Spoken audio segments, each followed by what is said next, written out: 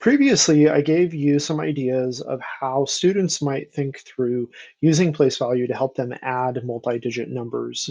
This time, I'd like to show you how students might think through subtracting multi-digit numbers using place value.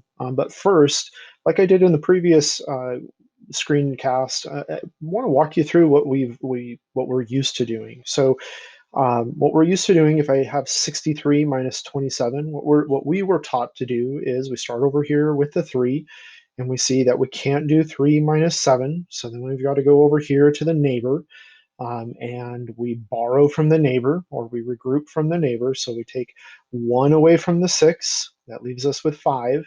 And then we bring that 1 over here to the 3, and now we've got 13 minus 7. And 13 minus 7 is 6, and 5 minus 2 is 3. So that's still a very mathematically valid thing. It's just not something that we teach students to do until they get into fourth grade. Just same as addition, we don't teach that until they get into fourth grade. Some other ways, though, using place value understanding, that students might think through this problem is similar to what we did with addition. I'm going to start over here with the tens place, and I want to take away 27 this time. So I'm going to take a group of 10 away. So now I've taken 10, 20 away. So that leaves me with 10, 20, 30, 40, 43. I'm left with 43. And now I want to take away the other 7. Well, as soon as I see this with a picture, I realize I don't have enough here.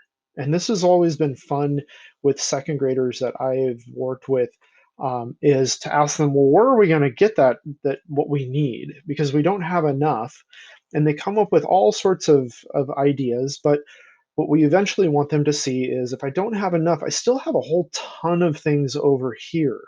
And so within this group of 10, I have 10 individual units that I can also use without changing the problem. And that's most often what second and third graders, if they're making mistakes with adding and subtracting, they end up changing the problem when they go to regroup or borrow. So what do we got? We had 23. We need to take away 27, so I need to get 4 more. And if I was working with a student, I would ask them, how many more do I need to take away in order to get to 27? And those are really good conversations to have with your student. Okay.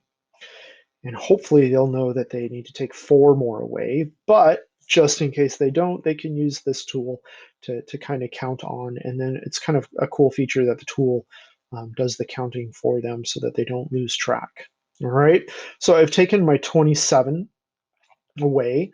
And now I am going to count it up. I've got 10, 20, 30, 31, 32, 33, 34, 35, 36, which coincidentally and not magically coincides with what we saw in the previous video, that 36 and 27 equals 63, and that 63 minus 27 equals 36. So if I were to write this, the way that I might write this out and record my steps might be like this. I've got 63, and what did I do first? I subtracted 20, and that equaled 43. Making up new numbers.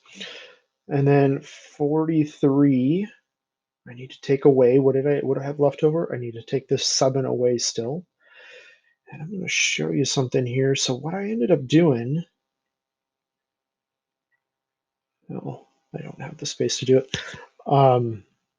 And that equaled 36. What I was going to show you is I can take this 7 and I can decompose it into 4 and 3. And what we ended up doing last time is we took away the 3 and then we took away the 4. So let me write that over here. We had 43 minus 7. So 43 3 minus 7. And what we could do is we can decompose this or break it up into, we're going to take away the 3 and then the 4. So 43 minus 3 gives us 40. And then minus the additional 4 gives us the 36. So, or yeah, gives us the 36.